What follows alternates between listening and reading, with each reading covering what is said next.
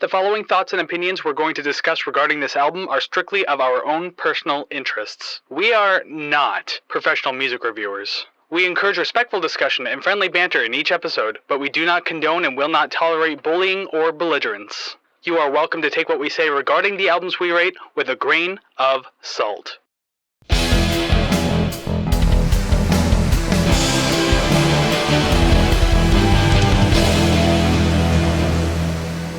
Well, hey there, everybody, and welcome to another episode of the Rate the Record podcast, episode 90. Oh my God, we're so close to 100. But we're in the 90s now, man. This is where we thrive. This is the 90s, baby. Yeah. Economic boom? Downfall? Alt-rock I don't music. remember. Come on. Oh, yeah. Let's think positive. Let's do this. I was thinking more like Bill Clinton and all the bad stuff The that Gulf happened in War the 90s. and stuff like that. Oh, yeah. Woo. Bushes and stuff like that, whatever. I don't know. I try not to pay attention to 90s politics. But other than politics, your host who thrives in the 90s are Kris and Savannah, and that is no more true than it was before. Yeah, we were like tiny little children in the 90s. We were like little fetal like loaves running around for a little while, and then we eventually became teenagers. Yes, with absolutely no steps in between. Exactly. Fetal loaf teenager. That's how it works. 100%. Anyways, yes, thank you for stopping by and hanging out with us today for this episode. We are back for season 5, the second half of season 5, I should say. We took a bit of a break there, but you know, we got more albums to look at, and that's partly what we're doing today. That's exactly what we're doing today. But before we get to that, again, I just want to say thank you for joining us, hanging out. If you like what you see and or hear today, then make sure you do one of the following, or a bunch of the following can really help us. It's like, subscribe, rate, share, comment, follow. Any one of those 6 things really helps boost us in the algorithm, more eyes and ears on the prize, more people like you, more awesome people like you to get in and discuss these albums and be part of this musical community that we're building brick by brick, by hand that looks like brick. By mortar, by wood, by hay, by straw. Yeah, I stopped doing that a long time ago, but every once in a while I'll throw it back in for nostalgia's sake, because, you know, 90s are nostalgic for us. Wow. But only the good stuff. Yeah, more or less. I mean, Nine Inch Nails was there, so I'm very happy with that. Fair. But yes, so today is episode 90, and today we are celebrating an album anniversary. Something's turning 20, so it's not even in the 90s. Wow, what a way to kick off the 90s portion episodes by doing an album from 2003. And we are taking a look at Muse's album Absolution. That is one I grew up with in high school, but to be honest, I don't think I've fully listened to Muse like before for today's episode since like probably high school. Oh, wow. Like tail end of like 2008, 2009, maybe 2010, like after I was like already out. But still, it's been a long time since I actually like thoroughly listened to them. So it's been interesting. I wish I could say the same thing. Admittedly, aside from the new music review that I did, I would say at least 6 months ago, I had never knowingly heard a Muse song ever. Some of these song titles, they sound familiar. Some of these songs, possibly I could latch onto something, but I am so disappointed I didn't listen to them in high school. Some of these songs right up my alley, at least at that time. Man, oh man, I was really missing out, I think. Yes, it's a very, very grandiose version of indie rock, or even electronic rock if you want to like step into that though.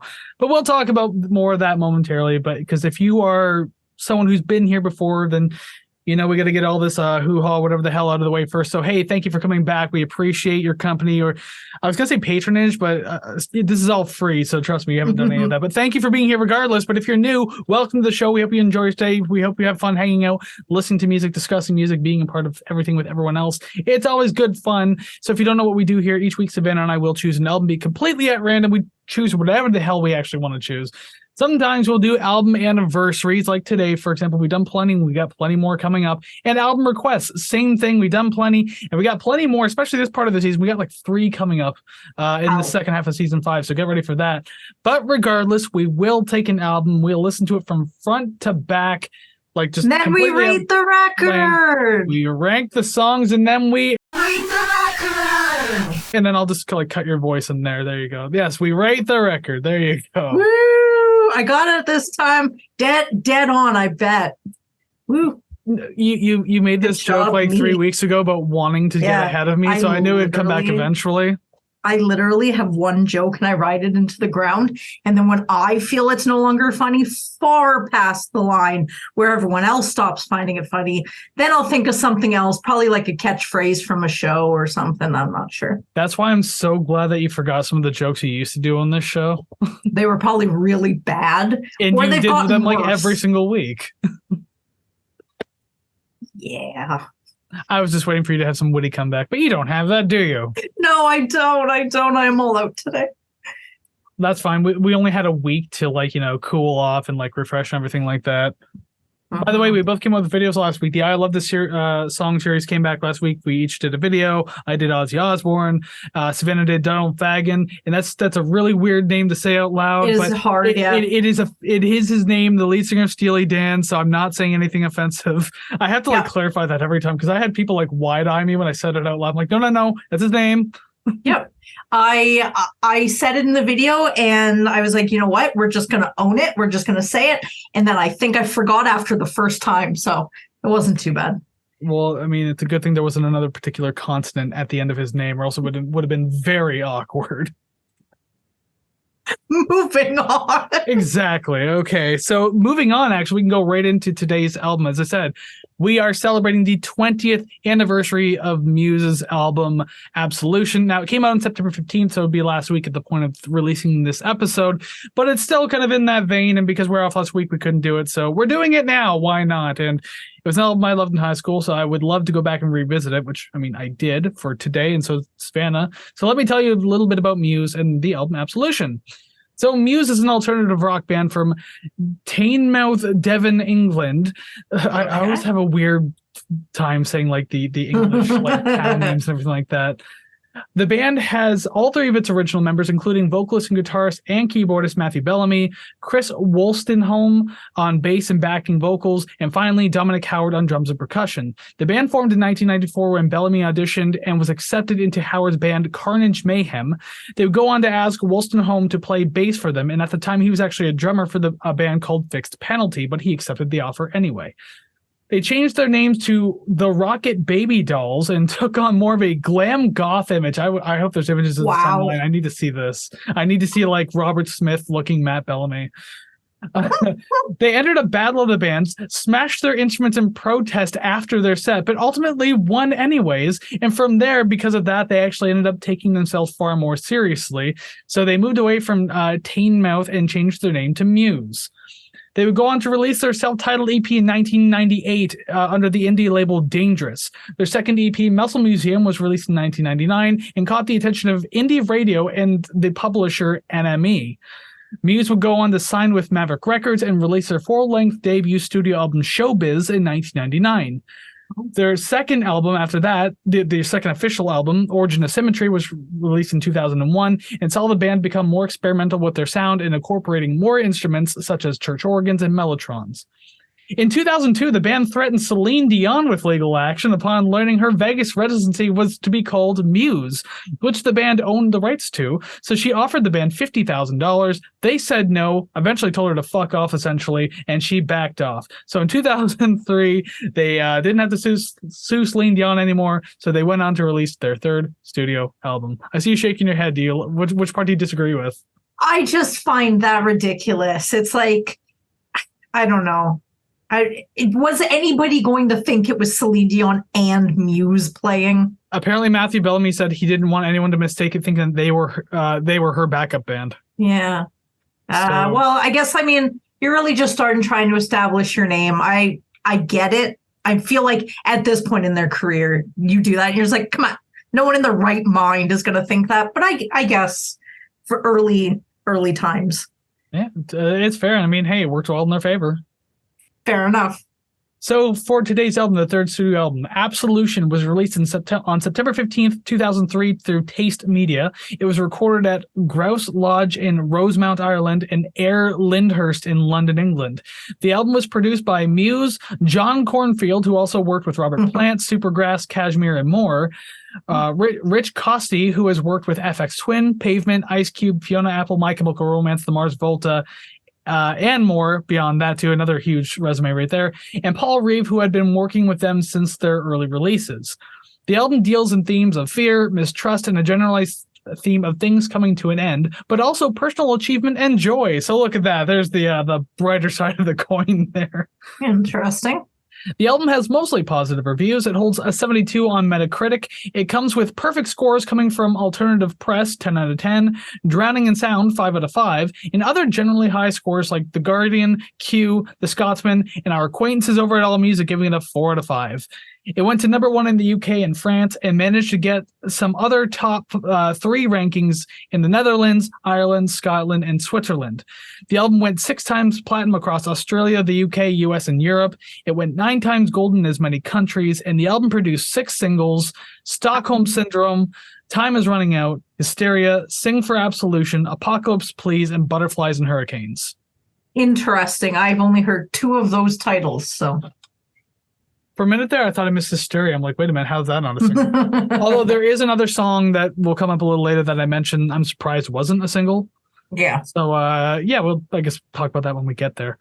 We got a long way to go. So technically there's 14 songs on the album, but we're cutting it down to 12 today because there's an intro in the beginning that we're going to skip because it's literally not a song. It's the sound of marching boots. And there's an interlude that's like 37 seconds that ties in perfectly with Falling Away With You. So I think it's just Follow With You, either or. Regardless, we just tie that in as one rather than counting it as on track. So there's only 12 technically to look at today. Just so we're all caught up and on the same page. Good. Less yapping from us. Or more time to yap about things that aren't this. Well, I mean, this being the album as a whole, that's what we have to yap about now. Oh, of course. Of course. So again, song number 1 intro is going to be skipped, so we'll go right to song number 2, Apocalypse Please. Singer sounds like Gerard Way, and there are many instances in this album that occurs to me. Not upset about it, just definitely taken aback. Some of the higher octave runs he does sound very nice. I was unaware that was the type of singing that he did. So sweet. I look forward to more of that. And if you missed it in the beginning, I have not really listened to Muse. I would say out of 100, maybe I've listened to less than 1% of their offerings. So all of this is upon first listen, first opinion. Well, then good. Then it's good that I've met someone going into this with fresh ears. Mm-hmm. I mean, I can say that about a lot of projects that we've listened to in the past, where it's just like, I've listened to this many times. You've listened to this now. Yeah, right.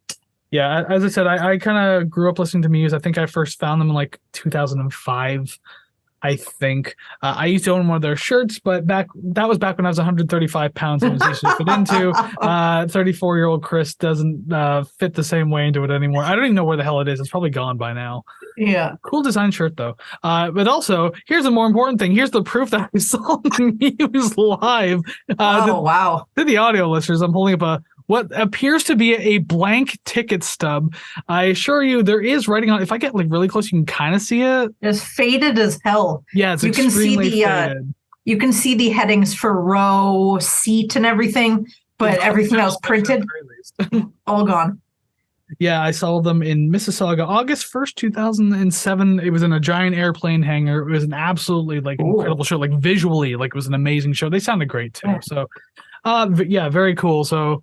I have a history with Muse, but as I think I said at the beginning, I haven't really listened to them since high school. So, I mean, it's been over a decade, maybe a decade and a half. Don't you dare with the fucking bare naked lady thing. I saw your face twitch a bit. You said it I said it in such a way, too. It's been. It was perfect. Oh, my God. Certain things that get you like that. If you at home listening to this completed the lyrics after I said that, you have to comment about it down below. No matter where you're listening, please comment about it. I need to know how many people I just set off.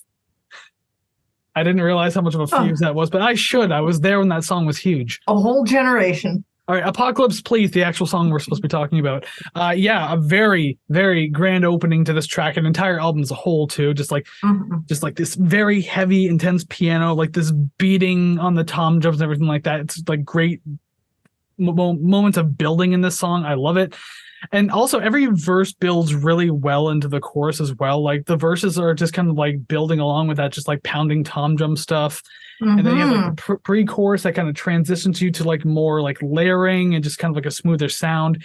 And then just like every chorus is just like this big showing of like sound. It's like, it's hard to describe. There's just a lot going on. It's very big, and it just keeps happening over and over again. I think it happens like 3 or 4 times through the entire song.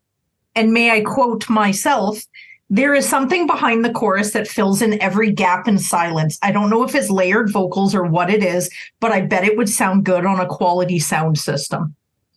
Oh, it does. Yeah, I've listened to the many different headphones and speakers and all of the such, and I've heard it. No, I don't think they played it live. I cannot remember at this point. But I can imagine it sounds good live. But yeah, like this one works really well. Like it's a well-produced album overall. There are some like weak-ish moments on it when it comes to production, but overall it's still pretty good. This one was really good. I did enjoy it for like qualities and like those kinds of qualities, and even more than that. I think this is also a good showcase of like the vocal harmonies that they're capable of. And I mean, like, it's shown off of the entire album, but just like the fact that we're given this like in the first actual song of the album, like it gives you a good idea of what you're in for and just how in depth they go. Because I mean, like, this band has a lot of influences that they wear on their sleeve. Like you'll hear like a lot of Radiohead in this album. I'm willing to bet there's like, you know, he's probably pretty big on Freddie Mercury and all like those vocal harmonies and stuff like that. Maybe even Brian Wilson to an extent, depending on what kind of harmonies you're looking at. But yeah, you can see where the influences roll in and they play on it really well. So yeah, good start to the album. I agree with it being a good like first track. Obviously, it's the first musical track. But because the music itself, it feels like it's perpetually rising with no end. And it's kind of like audibly pushing you towards the next song. It's kind of like rising, rising, rising. And then you kind of bust through those double doors into the next song. And in the middle of the song, it sounds like just hands sliding up and down a synthesizer, just back and forth with the falsetto vocals behind it. Like, I don't hear, and I mentioned this a couple times going forward, I don't hear a lot of rock songs with piano, and I really miss listening to stuff like that. So this sounds kind of, well, it's 20 years old, but it sounds fresh to me, which is nice. And the piano, it kind of makes it sound grand. Get it? Yeah, look at you being in love with your music humor. Yeah, thank you. Not bad good first exposure to Muse so far. Unsure, but good so far. Well, technically not your first exposure. I did make you listen to Hysteria a year ago, but you've clearly forgotten. That's true. I did listen to it go, this sounds really familiar, but I couldn't place it, so... Yeah, and that first mixtape, I put it in like the bass section of the mixtape, and I used to like divide the sections. Yep. The one we did recently was more of just a playlist, but the other one was like curated as like, here's this section, here's this section. Now then we finish with this section. Yeah. Maybe all the yelling from Dillinger kind of erased everything out of my brain by the time I got to it. But then you finish everything off with Snarky Puppy, and it all felt better again. I think I'm missing that part of my brain now. You loved that song, so you have to go back to it. I remember that you had high praise for it. Fair. Okay, song number 3 now. Time is running out. The intro. Okay, and yes, I did do this while I heard it. The intro sounds like when you're a child and you try to speak while inhaling. What? Did you ever do that as a kid where you're like, yeah, whatever the instrument at the beginning is, that's totally what it sounds like. It's just like a humming synth bass. Yeah. That's all it is. Yeah, well, that's what it was. And I was doing it going, yeah, this sounds accurate. I do have a question for you, though, because I definitely recognize it in this song. He's really, really breathy, isn't he? Bellamy? Oh, yeah. Like, does it change on any other albums? I felt like I couldn't breathe listening to him gasp for air before every single line. I'm like, oh my, the first listen killed me. It is like that on other albums because Origin of Symmetry is another one I'm familiar with, and that's another great album too. And yeah, you hear like a lot of those gasps and everything like that because it's usually a production choice of whether or not you want to leave it in. A lot of bands like you won't notice it in a lot of albums because like it's literally taken out. But other bands will leave it in for the purposes of intensity or just like more passionate emotion. Like just depending on what you're going for, it makes sense to leave it in. Yeah. I kind of like it so long as it's not the loudest damn thing you hear. Oh my God, it was when the first time. Second time wasn't as bad. But the first time, it killed me. It killed me. Later on in the album, it works. and it fits the vibe, fits the atmosphere, totally fine. This song, I want to rip my own ears off. Well, then you were just talking about like the inhale talking thing, so that's what Matthew Bellamy's gonna do. He's just he's like singing a line like "ooh," and then he's like Matthew Bellamy, "ooh, we're all robots." That's creepy. That's didn't Tenacious D do a song called "Backwards Singing" or like "Inhale Singing" or something like that? Where it's just like Jack Black he didn't stop singing at all because he was exhale singing and then he was like inhale singing, so it never stopped. I've never heard that before, so I'm not sure. It's more of a comedy bit than it is. It's like a song, but it's on one of their albums. I know that much.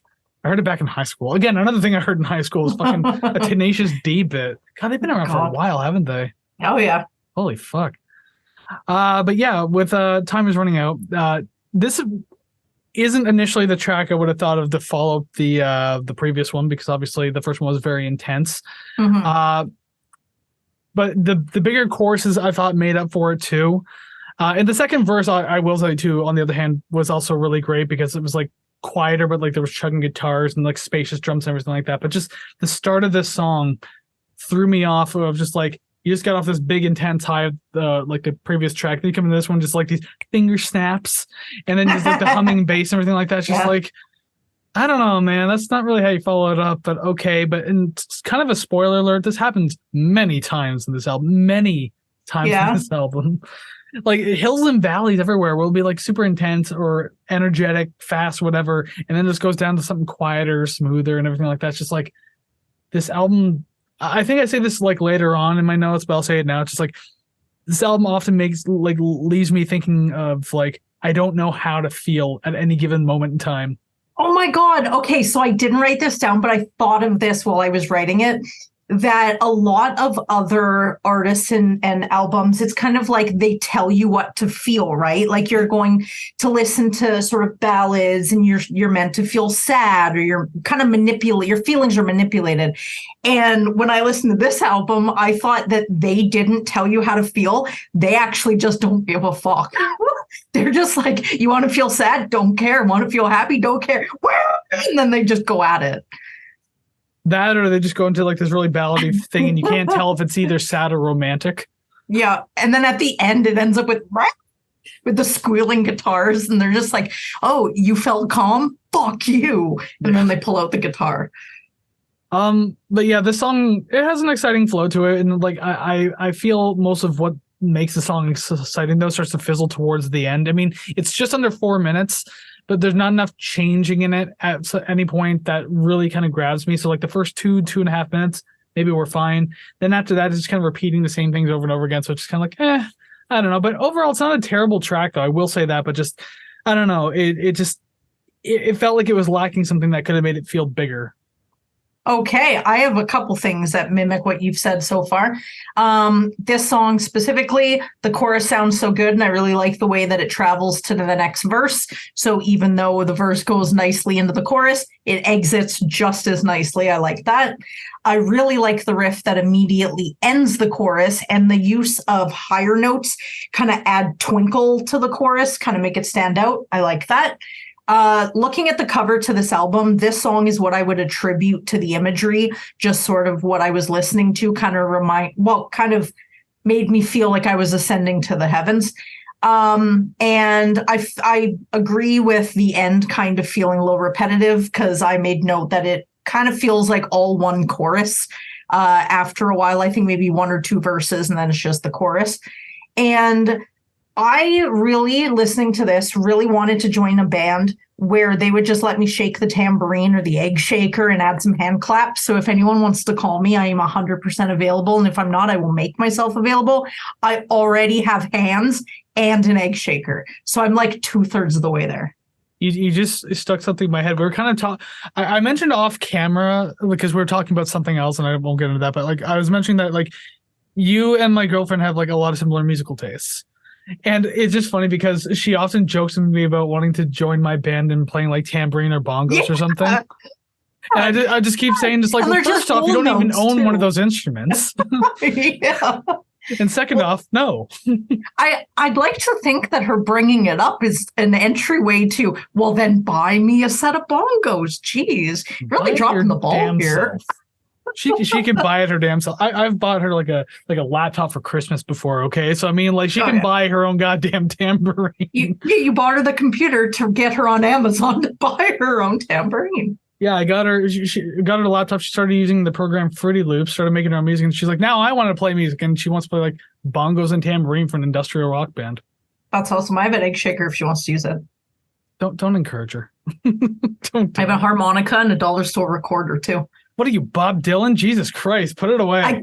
I keep buying stupid instruments and walking around the house and annoying everyone I live with. Can you at least get one of those harnesses for the harmonica that goes in your mouth so you just walk around like marching around, blowing into it like an idiot?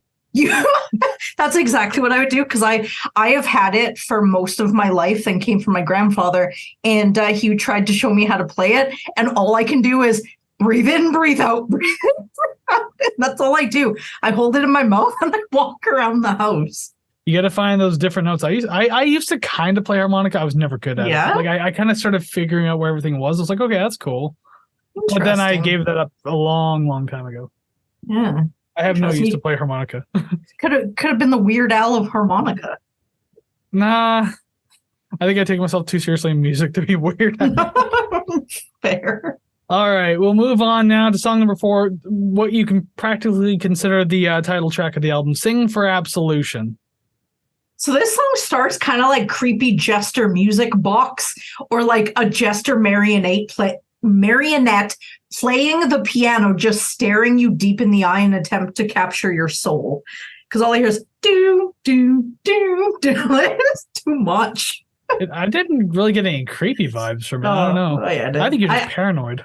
I got like the twinkly music box where it's like, you're next. And I also have a creepy jester music box, so it kind of reminded me of that. And did you like look at it while you were listening to the song, hoping that it wouldn't pop out? No, if I make eye contact with it, it's going to steal my soul. I just said that. But do you have a soul to even give up anyway? That is none of your business. I'm going to take that as a no. My whole image just pixelates away. And just like as it pixelates away, I can see your skin getting whiter and whiter and whiter. It's just like, well, I opened up some sort of gate to hell. Anyways, thanks for watching the podcast. Goodbye. I have to go call a priest or something now. My very first note, and I'm pretty sure I say this more than once on this entire album too. Careful, guys, your Radiohead influence is hanging under your pants. Yeah. This is very much like a super Radiohead influence song. Like one of Radiohead's like quieter ones, probably towards OK Computer. What's that other one everyone likes that I can never remember the name of? I don't goddamn remember. There's like 2 albums kind of back to back that were kind of like that. But yeah, it's around that area of Radiohead that just like kind of reminds me of this. I'm just like, listen, a lot of us like Radiohead, but you don't have to try to be Tom York. Tone it down a little. Yeah, more or less. Because I mean, like, I don't mind when bands play on their influences, but sometimes it's just a little heavy-handed. Yeah. I do like some of the like light and fluttering like layers in the verse, but ultimately this song kind of feels forgettable to me. Mm-hmm. I don't know. There was never anything to really catch on to, I should say. Because even the chorus feels like kind of forgettable. The pickup into it's like nice and it's appropriate, but like there's not really much catching me here. So I was feeling like a little lost with this one. I call it a tasty, clean guitar. I really like the clean guitar during the chorus. That was nice. That caught my attention only because I was not expecting it at all. So I like that. It felt kind of like raw. And because of that, this is where like the breathy vocals, like they're fine, totally cool. Like it sounds good. I think maybe I was just taken aback because I don't listen to a lot of music where they're just breathing in every direction. And the solo kind of caught me off guard because of all the distortion. After a while, I got on board, but thank God it didn't last forever.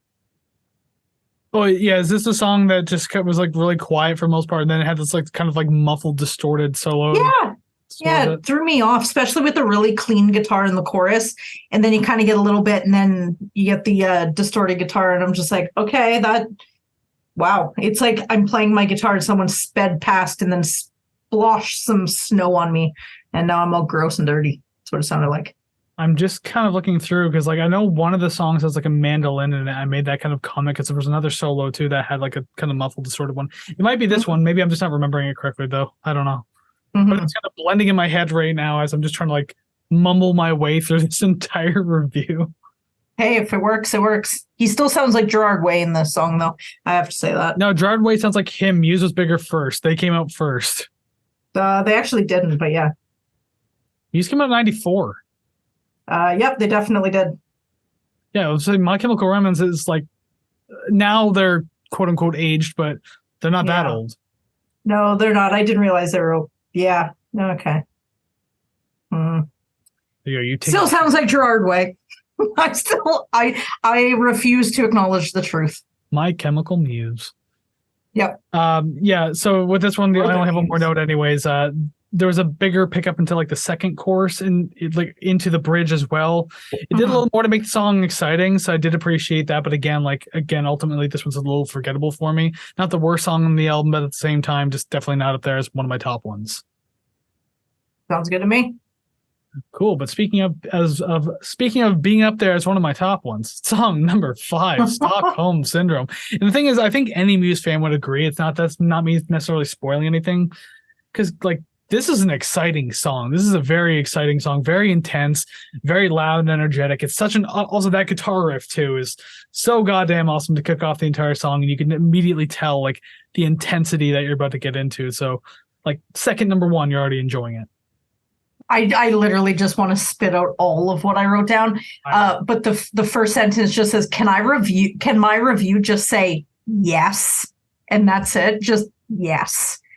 I really wish this one specifically. I really wish that I listened to this when it came out because it would have been right up my alley 100%.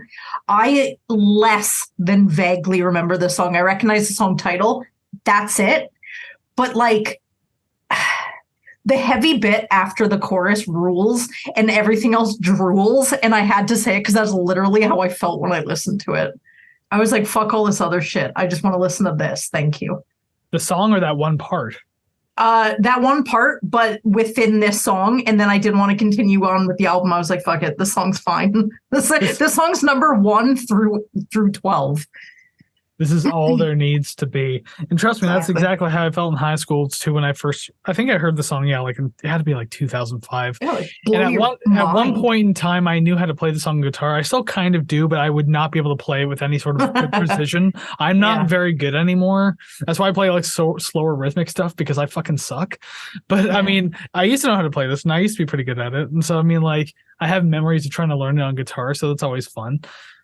And there's also there's portions in the verse of this song too where the bass is just kind of like running on one note for a long time. And I've said this in previous reviews too, but I honestly love that so much.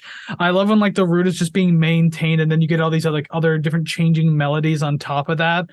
There's just something so pleasing about that. I always think it sounds so cool. I like how it's not overused in the album. And I also like any other artist, any other album when it's not overused. Like every once in a while on a track, you have that and just kind of like drives through for just a little bit. It's so good, so appreciated when you get it. It's kind of like watching that 2014 Godzilla where it's like you only see Godzilla for like 29 minutes of the entire movie and it's so sparse that you actually feel so goddamn good when you see Godzilla and then you have to like wait a whole long time before you see him again.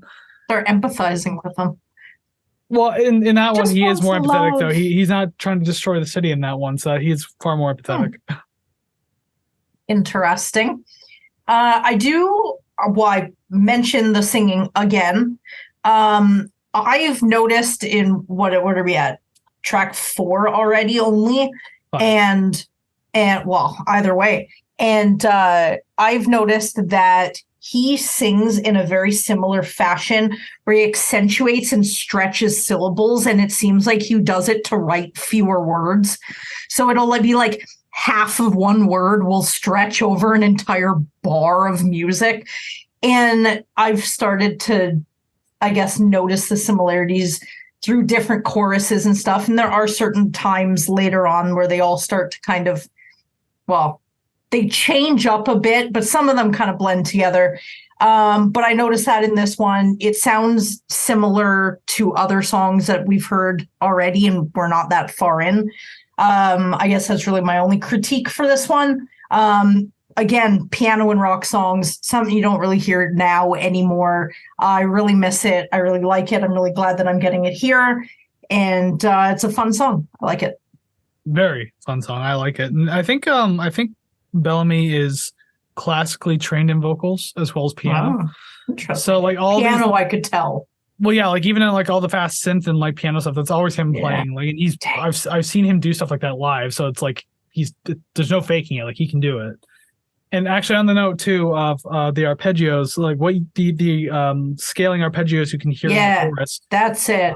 I love that. It's always an absolute wonder to behold that stuff. I absolutely adore it. The tones are beautiful, and I mean it's very emotional feeling behind Bellamy's like kind of like impassioned vocals, and it gives like so much more to the song. Mm-hmm. I love it, and this song overall just has like a lot of captivating things happening in it in the track from just like head to toe. So I mean, fantastic stuff all around. Agreed. Fantastic. Maybe that will match. We'll see. I doubt it. But we'll discuss matches later. Because we still have like half an album left to go. So song number 5, Falling Away with You, and once again we are including the interlude as the outro of this one as well. So I don't have a lot for either of these. I do like that this one begins calmly. It's definitely needed after the last track. So the second verse really got on my nerves every single time I heard it, because that sort of womp womp sort of sound that's in behind the like main riff, because the first verse it was something else, second verse it's that womp womp, but it lags a little bit, so I'm trying to match it up with the music as I'm listening to it, and it's not getting there. It lags a little, and it totally puts me on edge, and I don't know if that's the point or if it's just me being super picky, but I heard that and I was like, man, this song just straight up makes me uncomfortable. And with this one, the chorus vocals do sound similar to other songs, so I don't think I would know what song this was solely from the chorus. Maybe. I don't know. I felt there was more than enough that was different in each track. Not like super different where it's like it's a whole polarizingly different thing, but yeah. I don't know, like even coming back to this album, there's songs that I didn't exactly remember either, but it's kind of like I could tell that I was on a different song, or it's like something hadn't repeated. So I don't know, maybe it's just my past with the album. Maybe it's just because I've heard it a little differently. I don't know. Yeah. But you were mentioning that you were glad that the song started softer and everything like that. Yeah. And this is where I really started to notice like the sandwiching of the lighter tracks with the faster, heavier tracks. And that's when I wrote this is where I wrote that note. I'm almost never sure how to feel on a moment to moment basis, because it's just like one song is super high intensity, the other one we're coming down. Oh, going back up again. Oh, coming back down again. It's just like, oh my God, I'm gonna throw up if I get motion sickness. Jesus. I'm sure I make a note about that a little later too. Yeah. But yeah, the verses are pretty. I like them. The flow is very nice. There's just again not a lot keeping me on it though. And I think that's one of the bigger issues about songs like this. The choruses get a little more interesting. They're still not super catchy, unfortunately, but I still appreciate like a lot of the energy and like layering that's going on in the song. So again, it is something to pay attention to, but as compared to some of the other songs we've heard so far, it's still not like reaching out to me in a manner of speaking. Yeah. And just before you ask, I have nothing for the interlude. It's just an extended outro, nothing too special. Yeah, I didn't really write anything on it. I only had one more note too. Just verbatim. Really pretty ending that blends well into the interlude. Good combination of composition going on. Yep. And that's kind of why I made the decision to tie them together instead of making the interlude its own track. It's just like it felt pointless. If an interlude sounds so different from one, like either the one song or the other song, like on either side of the interlude, then we usually leave it alone and leave it as its own track. But this one just literally felt like an extension of Falling Away from You or with you. So that's the only reason why I said like, hey, let's tie this one in, So it just made more sense. I don't know if other people would have done it the same way, but this is our podcast. So sorry, not sorry. We're not even the first sorry. We're only not sorry. And I mean, like you heard the beginning of the podcast, take everything with a grain of salt. So even if you don't agree with the way we review things, well, this is our podcast. There's no rule book. Anyways, now that I'm done yelling at the audience, we can move on before I create mass hysteria. Ooh, look at that song number 7, God. Hysteria. Oh, the song puns, they have returned. I leave them out way too often. I got to start getting back to them. I have to get back into my old punning ways. Oh my God, please. It'll take all of my skill in punning. There you go. That's another one. Okay, Kris, it's my turn now. So for this one, okay, immediately, the drums in this entire song, fucking sick. Just, I don't even know how else to say it. They are on point. They are so like, they're timed very well. They sound very, very fun to play. Like, I want to learn. I almost thought you said they fucking suck. And I was like, wait, what? they sound so fun to play. I want to learn this song on drums. Just on drums, because have you seen that? I don't know if there's more than one video, but there's like this video, and I think it's at like I don't know, some sort of like Midwest fair, and there's this band playing, but this drummer is going, and he's going real hard, like he's bouncing his sticks off the snare and catching them in the air, and he's going all crazy and swinging his arms around like an octopus. That's what I imagine he's doing in this song. Like, he's hitting the quarter notes, but embellishing for the audience. That reminds me of so good. That just kind of reminds me of that video. I think it was like a Japanese band, and the guy's like in a giant cat costume thing, and it's just like this is music for kids, but like the drummer clearly used to be in a metalcore band. I've seen that. Going absolutely ballistic. So as soon as you said that, that's what I was thinking of, but it's obviously just something different. But I could see that happening in more than one area of the world. Oh yeah, but like just the sound, doing that doesn't change the sound of the song, but just the space in between the drum hits gives so much. I don't know. It's an image I have in my head, probably only have in my head, but I like it. I love the drums in this song. It sounds so good. The drums are good. I really like them, but I mean, that bass riff though, absolutely unreal about how good that bass riff is. I love like the synth tone on top of it as well, but it is being played by like an electric bass. Like, I've seen him do it live, so like I know that he can. And actually, realistically, like, I can also play that bass riff. It's not as hard as it seems. It's just getting the strum pattern down. That's all it is.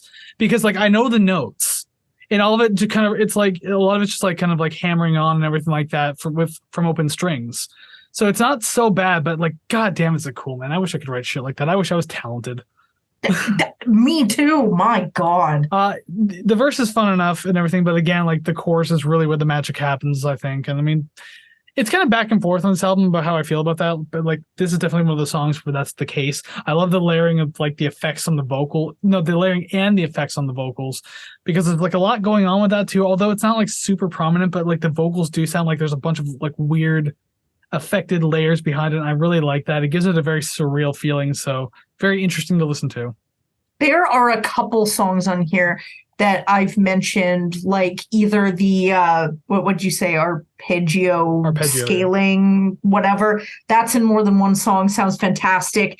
There was another instance that I referred to it as like it adds a dreaminess, or it adds that. I think it's just like a surreal sort of ethereal.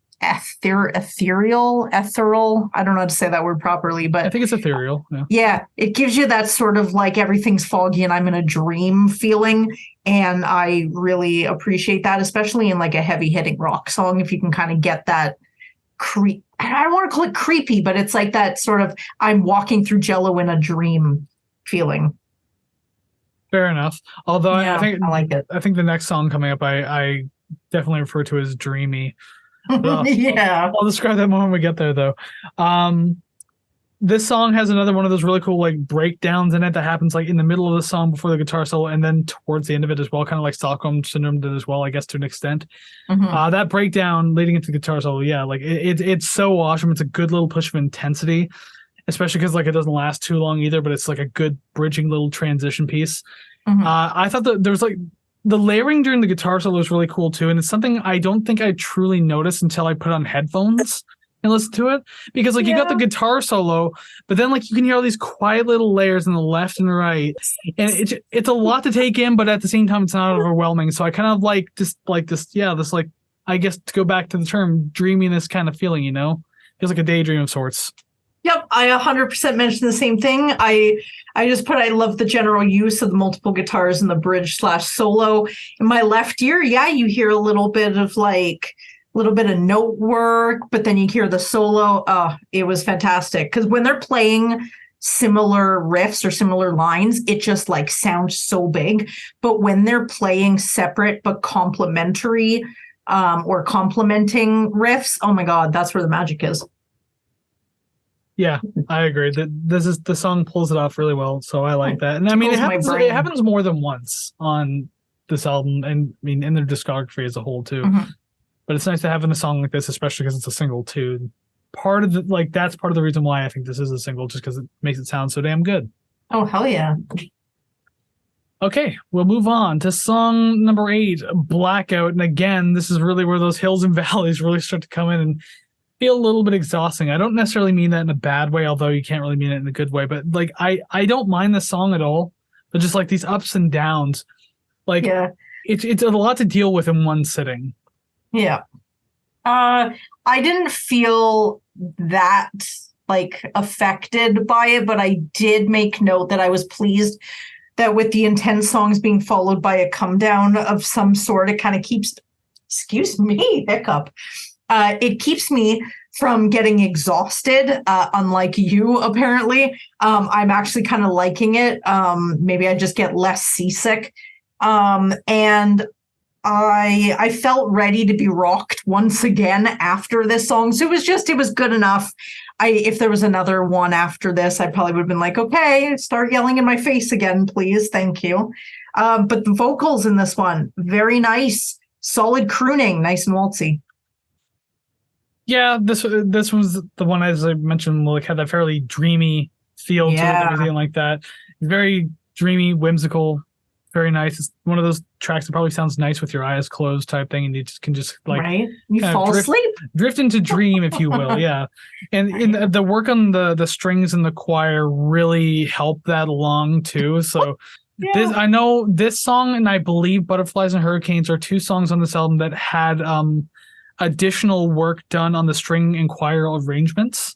Mm-hmm. So, I mean, you can tell because it's a very strong presence in a song like this. And another thing that was really cool about the song is the addition of the mandolin as well. I thought that was really nice. It sits in even better than like a clean electric guitar. And it gives the song like a much more emotional and maybe even like romantic kind of feel. Yeah. And saying that, I mean, like you can see this even lyrically. I know I haven't really been doing like lyrical breakdowns for this song. I've been doing it a little more lately. If you've been tuning in for the last few weeks, this song though is one of those ones where it's like it can feel romantic, but it's also sad as usual. Because this is one of those songs that was just like coming to terms with things that end, like i.e. life, and how like you can find the love of your life, your love life is completely fulfilled, all your needs are like fulfilled and met, but one of you are going to die eventually and you have to come to terms with it, and it's going to be a heartbreaker. And that's kind of what this song pokes at. So that's why, again, it has that like emotional feel, but it also feels very romantic.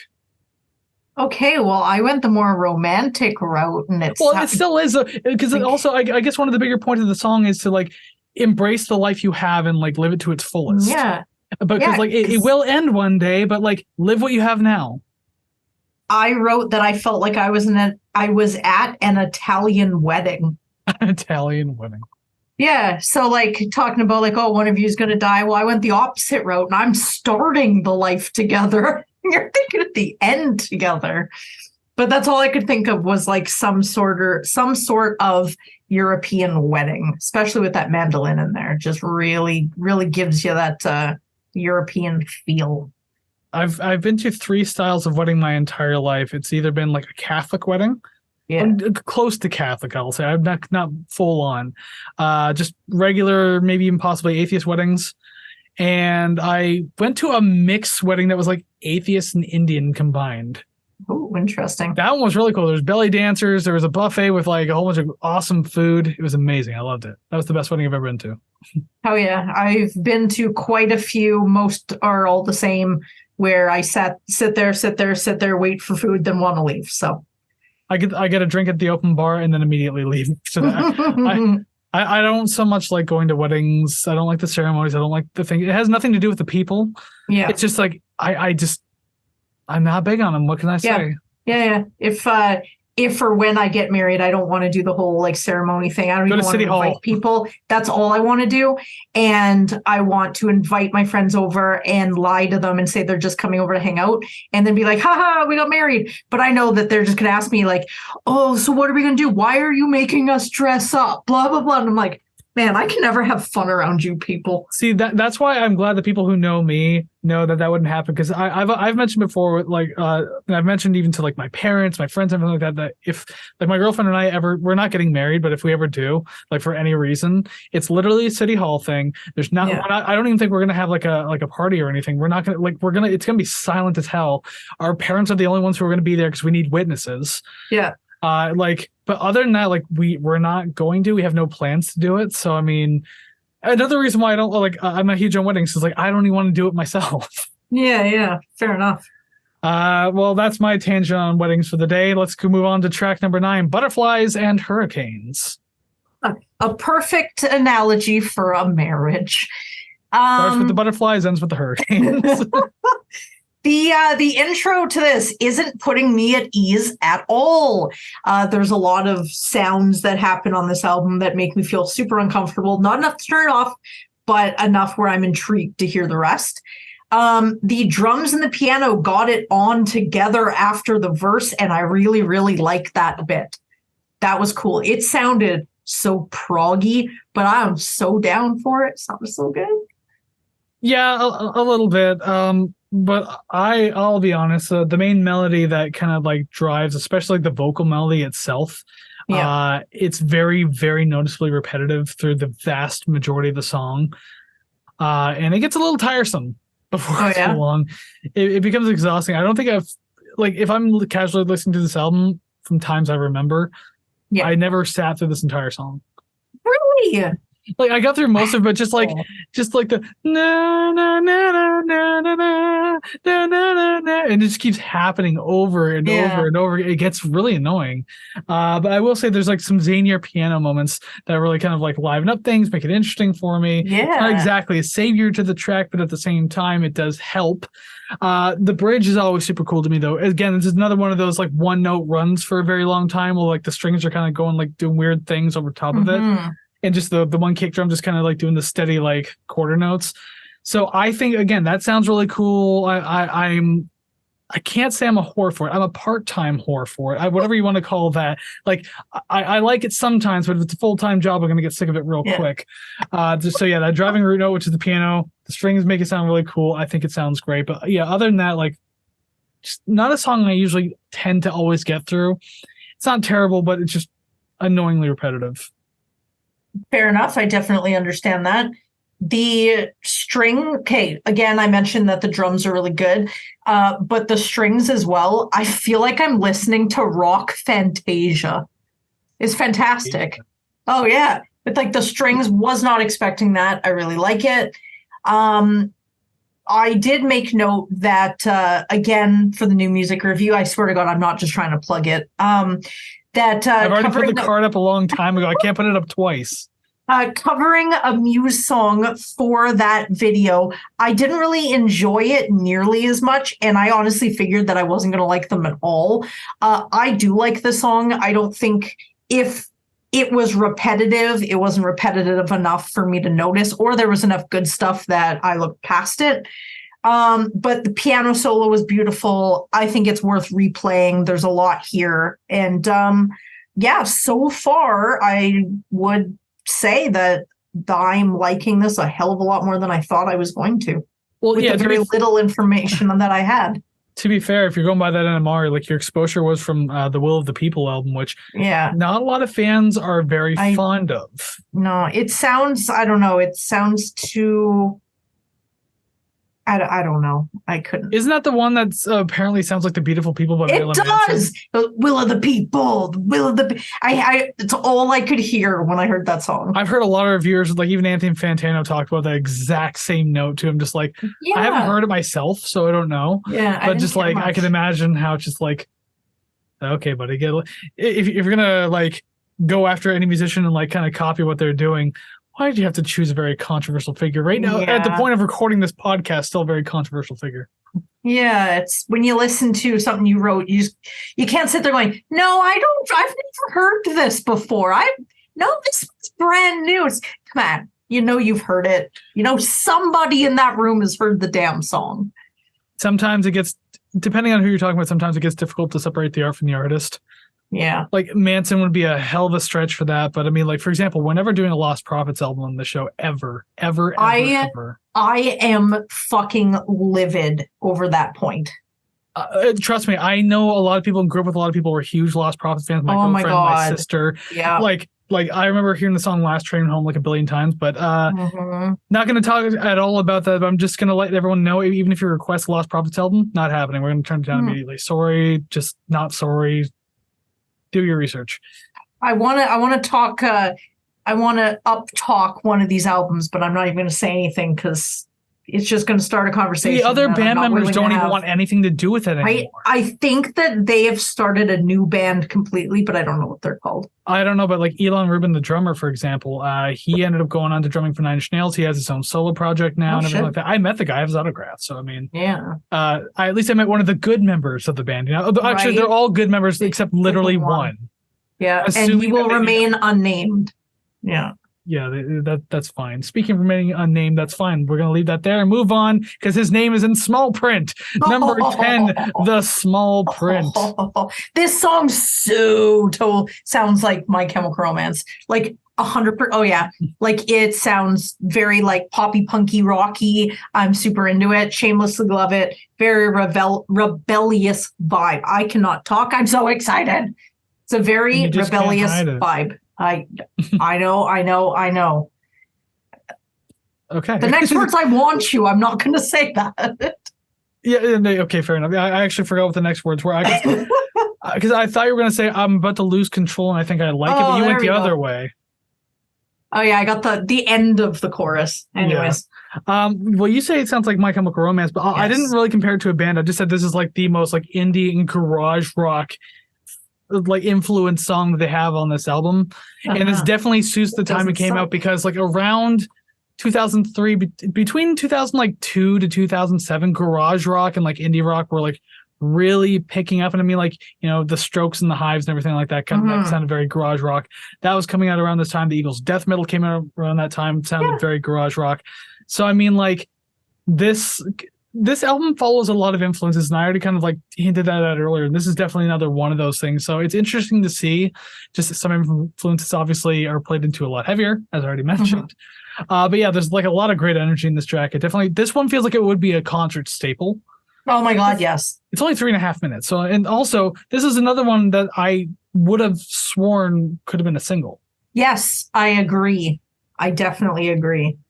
Like I don't know how it wasn't. Like it was a guitar-driven track. It's a lot of fun. It's short, energetic, and again, when it came out at the time, I mean, like you consider all the garage rock bands that were like the revivalists that were around at the time, like it would have fit right in. But I guess if you're banking on singles like Hysteria and Stockholm Syndrome, that feel a little different, so maybe it wouldn't have fit properly. I don't know. Yeah. I agree with everything. I do want to touch upon talking about the sort of garage rock bands and whatever that was happening at the time. You just naming off a bunch of bands that came out around then.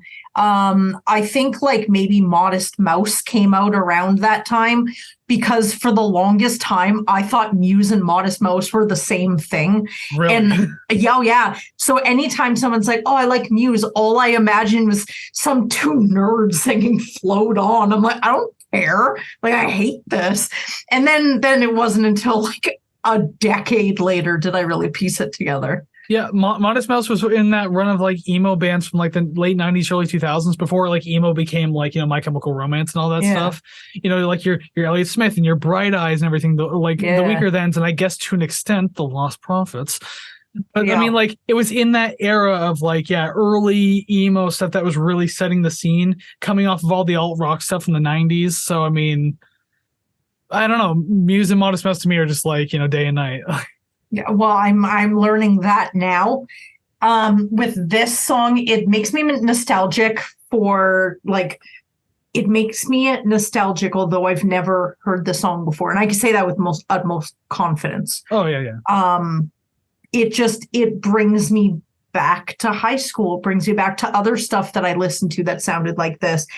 I really like this one. The speed, the intensity, the sound, all of it. I really like this song. Yeah, I mean, it's catchy. Not super catchy, but again, I'm just surprised it wasn't the single, though. Like, it's catchy enough that it should have been. Yeah, and it's just so energetic. I like it. But then, God, what were some of the other ones? I can't remember some of the other songs that were singles, but you could have replaced one of them with this one. It would have been fine. Or just do the modern thing where, like, every goddamn song is a single. You have 7 singles on a 14-song album. Like, why not? Pull a Shania Twain. Katy Perry, Shania Twain, Taylor Swift. Right? Like, there's a number of, like, probably Miley Cyrus. I don't even fucking know. Yeah, you're probably wrong, but I would say my pop knowledge is starting to shrink from there. So, all right, we'll move on. Song number 11, Endlessly. Smooth intro, very nice. Okay. Is this where I say it?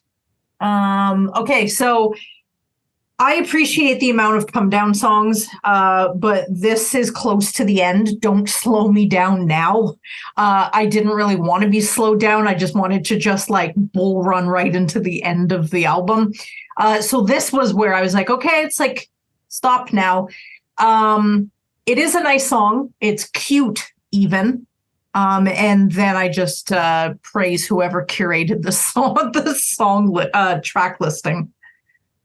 And I'm completely opposite with that. It's like you could have mixed things in a little better, not just like up, down, up, down, up, down, up, down. It's just like, oh my God, stop. I'm on a fucking trampoline here.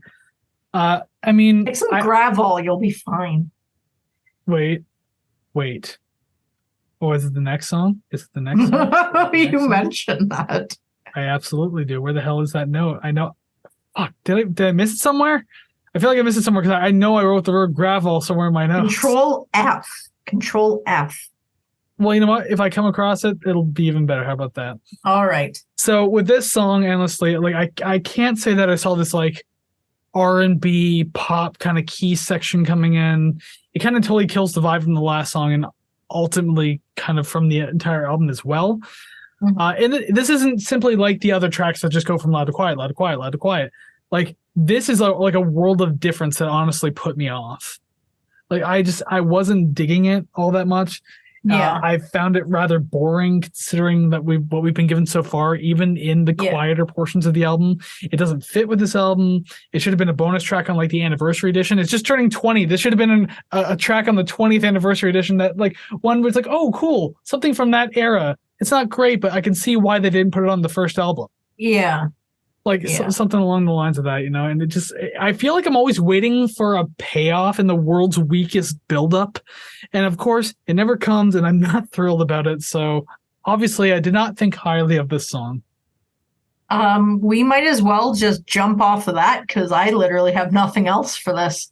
Maybe I felt the same way. Well, because there's not a whole lot to say about it. Yeah. There's not really a lot of change ups. There's nothing really exciting that happens. Like, this is a transition to the final song in the album. Mm-hmm. So yeah, let's just transition there now because I'm honestly done talking about. I could talk about it endlessly. Oh no, I couldn't. Anyways, song number 12. Oh, we're not there yet. Sorry, I forgot. There is 2 more songs. My bad. Song number 12. Thoughts of a Dying Atheist. Song number 11. 12 because remember I removed a couple. Oh, I'm actually going by the actual number listing here. It is song number 12. Thoughts of a Dying Atheist. Okay, you know what? You're the main guy. I should just let you say the things. So I'll address this right from the start. Now, if you've watched this podcast or listened to it before, I get annoyed by the dumbest shit.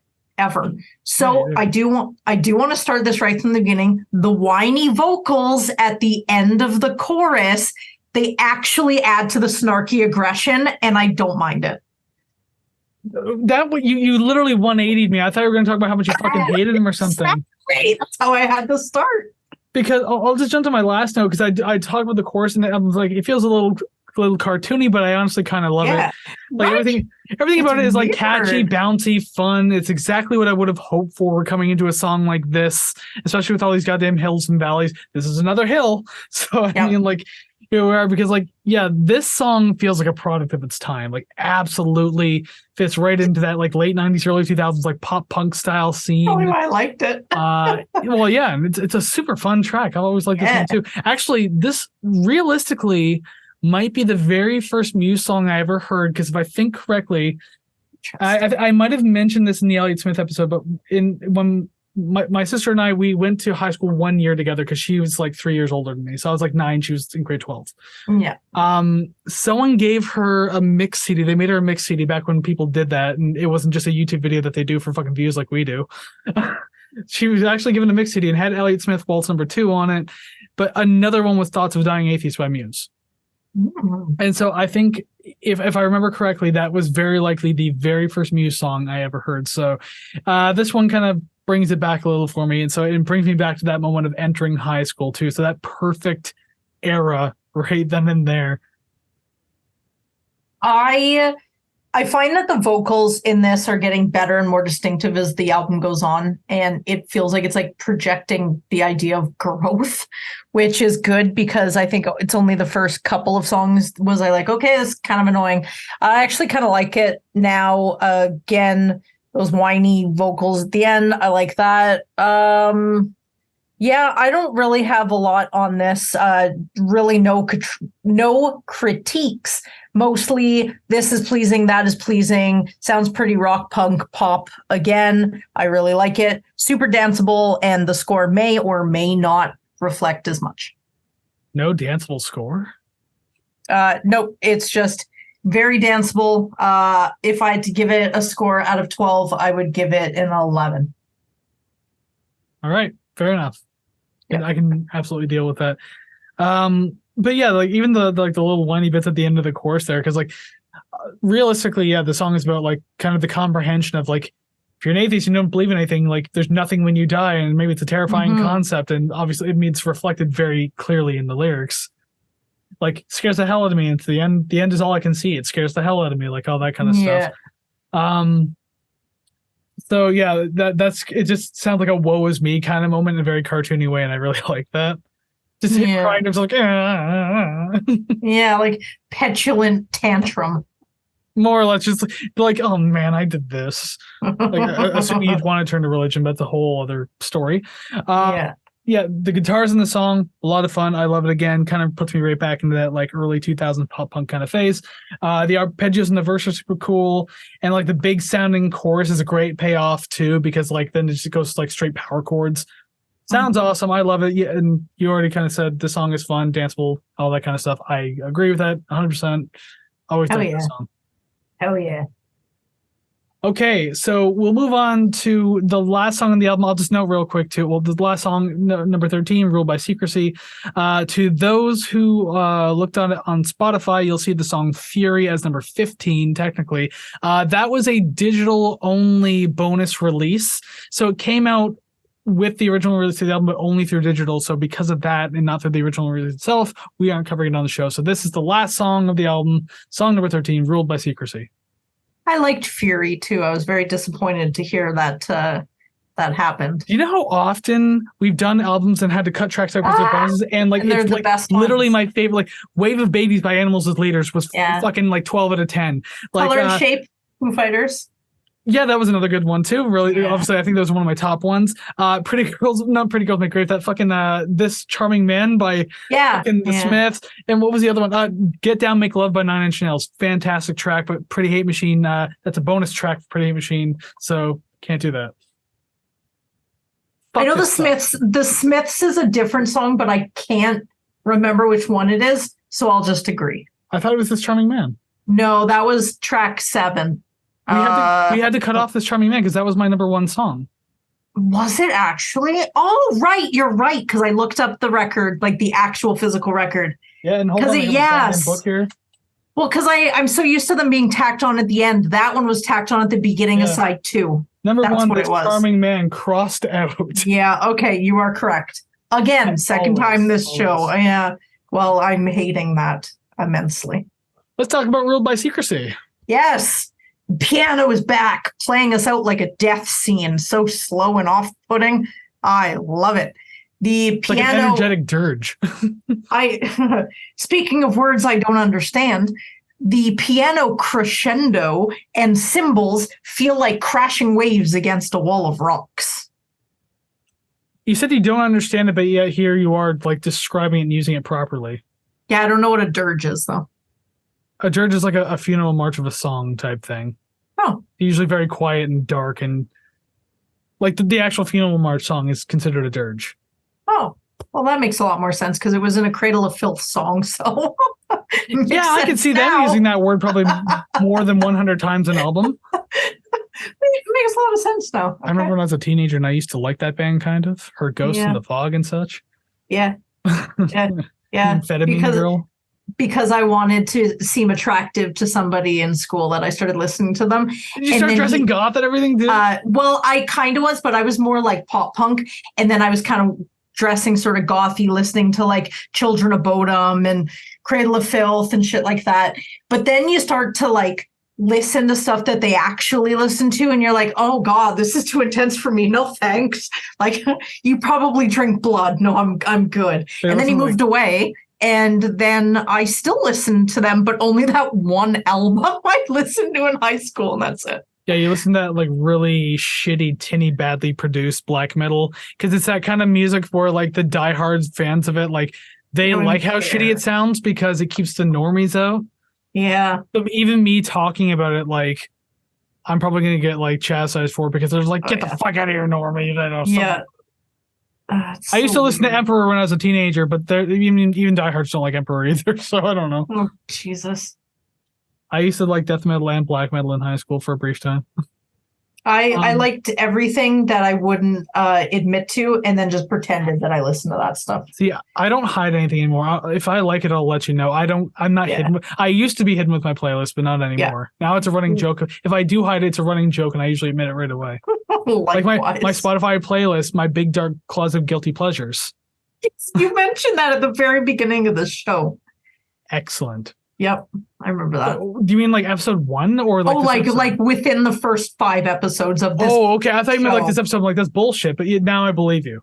Oh yeah. I've heard that before. My playlist is ruled by secrecy. Anyways, speaking of which, I'm kind of glad we're at the end of the album now. Not to say that it was a bad album, but again, these hills and valleys, just with its sound and its energy, it's crazy. This is where I say I feel like I needed to pop like 3 gravel just to settle my stomach. There you go. See? I knew it was around here somewhere. Now, right. I actually don't get seasick. I've been on boats before and I'm fine with that, but I thought the joke was funny anyways. This is also where I mentioned, careful guys, your Radiohead influence is hanging out of your pants, ... again. Oh, yeah? See, just more Radiohead influence on this one. Yeah. Very, very heavy. I compared them to another band, but not this time. And not for sound, but I guess really just how I feel about this whole album. Seeing how it's the last track, I feel the authority to do so. I said I didn't think I would like Muse, but listening to this album really gave me Arctic Monkeys, but Muse went to university. Like just the way that I listen to all of the songs, I'm like, okay, I actually like this. I like this. I like this. I like this. This is good. I like this. But it feels like the Arctic Monkeys went to trade school and Muse went to university. I don't know. It's another day-night thing to me. I can't even exactly. I can't. The point. The thing is, I couldn't even like draw that line like you somehow did. Like the dot I'm trying to find is on another page, so I actually have to lift up the pencil to find the dot to trace it to the other one. I just make my own dot and I go, yep, the connection's there. See, you didn't even open the book. You literally just saw it in your head and did it. Yeah, exactly. There's a lot of stuff going on up here. Anyways, wrapping up this one now. Speaking of the crazy shit that goes on in your head, I actually kind of like dig the idea that this album is ending kind of on a softer note. It's peaceful and pretty. It's a good culmination of everything we've been through at this point. But the pianos towards the end were a good touch. I kind of said the term earlier, like it's kind of like an epic dirge or something like that. I said something along the lines of that, like like a more powerful, louder dirge. That's what it kind of reminds me when the pianos really start going off towards the end before it gets quieter again. It keeps on note with the intense pianos we got in the beginning of the album with Apocalypse Please. So it's one of those things that kind of like sandwiches them in pretty well. I like that. So I know you've mentioned the whole storybooking idea thing before, and I noticed it though, so I decided to say it. I like it. And the song's not the greatest on the album, but there was things I appreciated about it. I agree. There are always things that I like, things that I would change, but you know what? I'm the one doing a podcast, not in a band. And my last note, very nice song, not danceable at all. It's so weird to hear you say that because like you always talk about being a producer. And like what you would change, but now you're like, I can't do that. I'm not in the band. Well, then become their fucking producer. I would like to, but I have absolutely no body of work showing my impeccable abilities. Okay, AI generate a bunch of music, make that your portfolio. So it's like, look at all these bands I worked with. I worked with the actually real people. I worked with the non-fictional humans. You're right. I should buy a drum machine. Thank you. Why buy a drum machine when you just download a VST? I don't know what that means. Just nod and agree because I'm telling you exactly what you need to know. Sounds good. Thank you. Well, with that said, while Savannah's mathematical equations go through her head trying to figure out what the hell fucking VST is, we are at the end of talking about Muse's Absolution. So, hey, thank you very much for making it this far to the review. If you sure indeed did, she sure is indeed reading about VSTs. I use tons of them for my fucking music projects. But anyways, yes, interesting. Thank you very much for making it this far to the review. Make sure you let us know what you think of this album down in the comments below wherever you're listening, because our comment section's everywhere. But wait, there's still more to do. So while you're trying to formulate your own thoughts and opinions, there's more you can be doing too, because now we have to rank the songs and rate the record, part 2 and 3 of the podcast. We'll do part 2 first. So above our heads, boom, this graphic has changed. There are names. There are numbers. There's going to be more names, song names to be specific, because now it's time to list everything from 12 to 1, 13 to 1, 12. I don't even remember anymore. 12 to 1. That's what it's going to be. I keep forgetting how much we combined or cut out and everything like that. Yeah. It's like 15 down to 12. Regardless, worst to best, least favorite to favorite, not so great to great, however you want to classify it. That's what we're going to do now because, that's kind of our tradition after 90 episodes. Yay! It's what we do. It's what we've always done. We will continue to do so, I hope. Speaking of things that we don't do too often, matching songs. Curious about this one. How are you feeling? I am feeling tense. I am thinking an optimistic 3. Ooh, look at you go. I'm thinking one near the end, one near the middle, one near the top. That's all. Also, just like the perfect sandwich, then. Yeah, exactly. There was a time, I think it was either early season 5 or late season 4, where like you were actually kind of nailing it with your guesses. You haven't done that in a while. Well, let's see. I roll up my sleeves. Second half of season 5, so we're kind of like onto a new section of everything here. So we need matches. At least one would be nice. I think we have a possibility for like 2. 2? All right. We seem to agree on a lot of things, but at the same time, it's about how closely or one-off they're going to be. Mm-hmm. I'm gonna try to be optimistic and say 2. Okay, I'm gonna stick by my 3, but if I get 2, I'll be happy. I'd be happy if it's just 1. Yeah. Please don't fail me. Well, let's see how good we are at this. Number 12, Endlessly. Oh yeah, that was gonna be the end. I felt bad because every time I like an entire album and something ends at like the last track or the least favored track, I'm like, I really hope this isn't Kris's number 1. I don't know how I'm going to talk myself out of this. Well, yeah. But I mean, when I'm listening to it independently, every time I make my list, I'm like, I hope Kris doesn't like this. And then when you also shit talk it, I'm very pleased. So thank you. There have been times when you've like bottom scored my favorite songs. And, like, It hurts. No, it has happened before, and I have reacted viscerally on and off camera. More viscerally off camera, though. Yeah, it hurts so much. Number 11, Butterflies and Hurricanes. Apocalypse, please. Fuck, I hate spelling that word. Number 10, Sing for Absolution.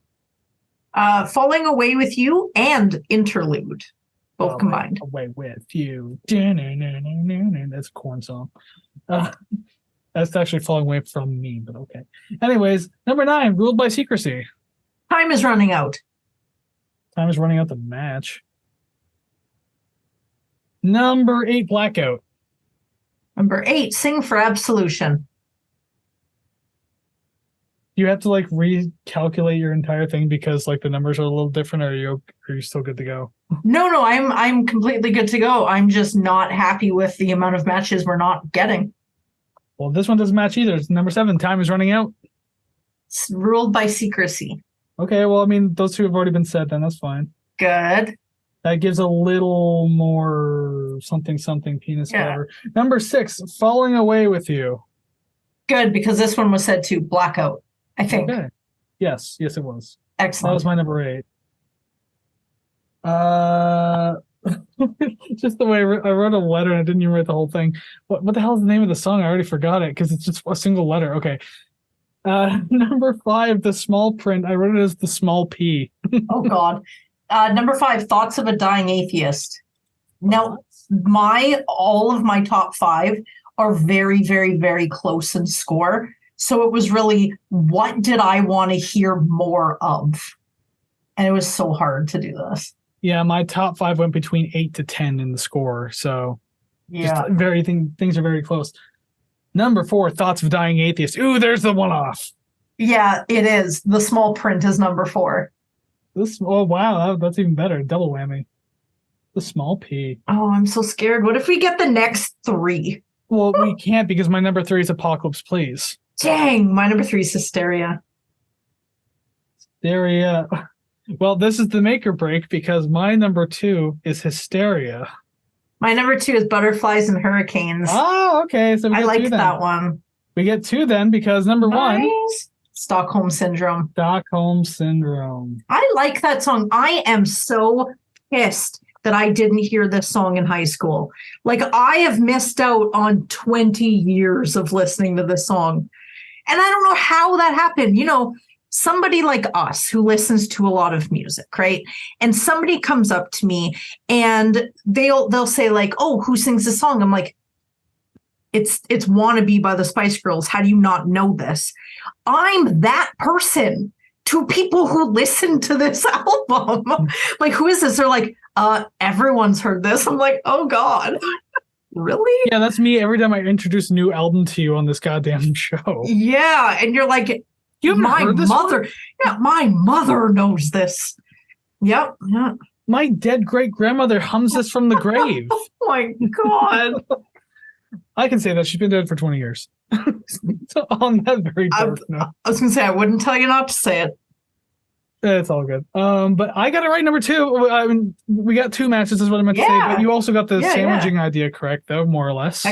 Heck yes! I'm glad that we got at least one. So maybe I'll just shoot for the moon and end up among the stars.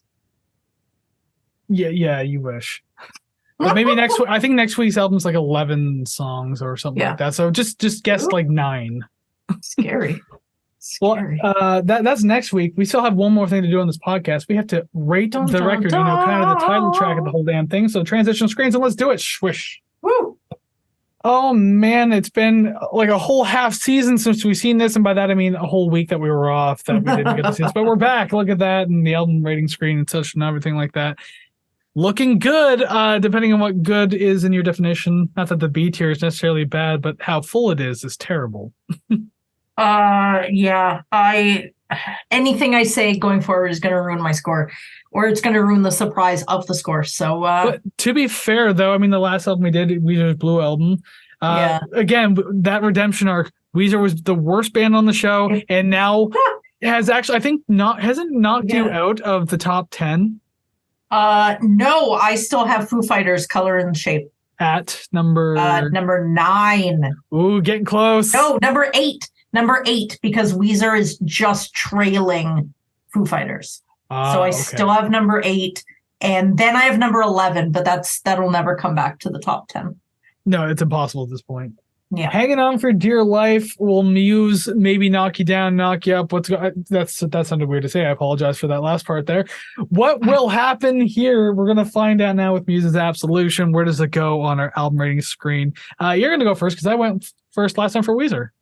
Okay, and normally I have some yap words to preface this, but I've been yapping through the entire review. So just to summarize it, never heard Muse, liked this album, 87.92. Wow, that's just under Krungbin for you. I know, and I did not. The songs I really liked. And when I was listening to them, I actually put them on the playlist while they were playing. I didn't lie and say I was going to do it and then never do it. So, I mean, if that is not a giveaway of how much I liked it. Well, I don't know how that couldn't be not a giveaway, because, I mean, your score is like the second highest you've ever given on this damn show. So 87.92, you said. 87.92. Just wanted to make sure I got that right. You do this and you do this math right here. Why'd you have to do that? Okay, good. Easy peasy. It went to like a fraction. It just says like a 1/8. I'm just like, what the fuck does that mean? But I see it now anyways. So cool. Glad you liked it. I did not anticipate an 87 out of you, but I will absolutely take that.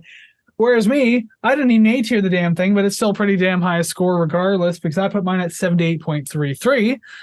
Because I don't know, there's still things I liked about it, but then the songs I didn't like really dragged it down. Yeah. But with that said, it is still indeed an A-tier album, A- to be specific, because it is 83.12%. What the fuck? 83.12. 83.12%. Number 5 on the list, nestled between Mr. Bungle and Queens of the Stone Age. Oh, see you later, Dave Grohl. You're going down one more step. Whatever. No, me and Davey Boy, we're gonna grasp on to number 9 forever. Top 10 still counts, so I'm allowed to drop down 2 before I completely lose my shit. So you just gotta see. You have to get good. I have been trying. I even got a haircut and it didn't work. No, but I mean, it helped your own personal score though. So there you go. And also, I guess doesn't translate. You can also at least take some sort of solace in knowing that I didn't technically choose this album. This is an anniversary. That is literally the first thing I think of when you mention, like, oh, where's Savannah in the top 10? All I think is, man, he better not have picked this, because looking at what, 7 Ks in a row on the list. The most racist line you could ever look at is all of Kris's top albums. I know. This is so sad. A lot of Ks, but it's very friendly to everyone. You're all welcome, I promise. I'm reclaiming the Ks. Yeah, there may be a lot of Ks, but I'm not okay.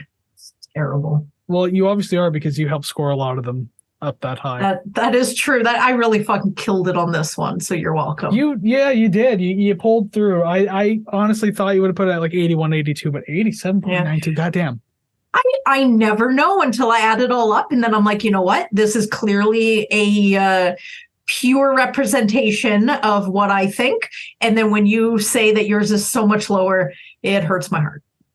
I mean, like with me, the bottom 6 and lower, 7.5 and lower, but then like the top 6 are like between 10 and 8. Well, it's not too bad. So I mean, like a couple 10s. It's 110. No, that's Stockholm Syndrome. Hysteria was 9.5, and so was Apocalypse Please. So there you go. Very close, nice. Very, very close scores. Endlessly was a 5.5. Didn't like it. Oh, shit. You really didn't. Wow. I thought it was trash. I only dropped it down to high 6, low 7. Wow. Well, speaking of our scores, I mean, you've just gotten all that information. You've heard what we think about these songs. You heard what we think about the album, especially what Savannah thought about it. Holy shit, with that giant ass high score, and another A-tier album, by the way. So that's pretty goddamn awesome. So you know what? thank you very much for making it this far through the review, for listening to us, listening to this album. And you got to let us know what you thought of this album down in the comments below, wherever you're listening to, because once again, there's comments wherever you might be listening or watching this thing. Like, what'd you think of the album, ranking the songs, rating the record? We want to hear all of your opinions on it. Do you agree or disagree with us? Do you love it as much as Savannah? Do you like it as much as me? Do you like it lower or less or whatever? Regardless, let us know, because discourse, good. Communication, let's. Yes, and tell me more things to listen to, or just that thing. Yeah, nice. If we've determined anything on the show, Savannah likes listening to anything that she didn't choose. She likes my albums. Her highest rated one is a request, and the highest anniversary of that one she did is also better than any album she's reviewed. So if this hasn't proven, so you're right. I should get good. Thank you. Thank you. I've been arguing for 2 years now that your tastes are inferior, and like we have so many episodes now for proof, like a vault of proof. Kris, my choices aren't inferior; they're infuriating. Both infuriating. There you go. That's like a tragic mix of both negative things. Two negatives make a double negative. That's how this works. Exactly. Yes. You push two negative ends to batter together and they just explode. Yep. And then my brain gets fried, and that's where we're at now. What are we talking about right now? I have no idea, but what I should be telling you to do is to go to ratetherecord.ca, make sure that you're following us everywhere and doing all that kind of stuff. There are streaming links to whatever you need to find over there. All of our social media links, which include Facebook, Instagram, TikTok, and Threads. There you can get merch over there. You can request album, and of course the RTR Club that you can join for $5 a month, and you get bonus content, early access to stuff. We'll review your band's music. You get shout outs, expedited requests, all that fun stuff. If that sounds interesting to you, $5 a month, the RTR Club. All of that found at ratetherecord.ca. One more time, just to make sure it's nailed in your head. Ratetherecord.ca. I don't know if echoing works, but I'll take it. Yeah, whatever. You know what? It's ratetherecord.ca if you missed whatever it was I was trying to do. Oh, no, not 4 times. They'll forget. That's too many times. Oh, damn it. They'll forget that you said ratetherecord.ca, so I'll remind you one more time. Ratetherecord.ca for 6 times. There you go. 2 3s. You have to double remember now. I don't think anyone's here still. They've already left. Absolutely not. I think they left in the first couple of minutes when they realized what the hell we were talking about. But if you still are indeed here, then I guess we'll give you a little bit of a sneak preview of what to expect next week, because that's what we do all the time at the end of these podcasts. So we're in the second half of season 5 now. That was the anniversary. We're going back to a regular album next week. It is a choice by me. I chose it. And we're actually staying in the early 2000s with the next one we have, because it's actually a Canadian punk band that we're going to be doing. Woo! That was pretty interesting. They have been around since 1994, kind of like Muse, actually. And next week's album is actually when they truly hit their stride in the early 2000s. Kind of like Muse, actually. Cool. It's not Propagandy, is it? Are they Canadian? They are. They're from Winnipeg. Oh, then yes, it is Propaganda. You guessed it. Nice. Excellent. It's going to sound terribly different to what any Propaganda fan's going to remember. So just understand we're doing something you probably haven't heard. Stick with us here. Yeah. We're doing a lot of B-sides and stuff like that. Well, I mean, if you can actually guess what it is, then go ahead and try to do that. That should be fun to try to poke at if you can. But if not, no problem. We'll see you back here next week. So until then, go listen to some awesome music like Muse's Absolution. Yes, happy 20th anniversary. And we'll see you again real soon. So take care, friends. Bye-bye. Well, huzzah, fucking hurrah. Nice.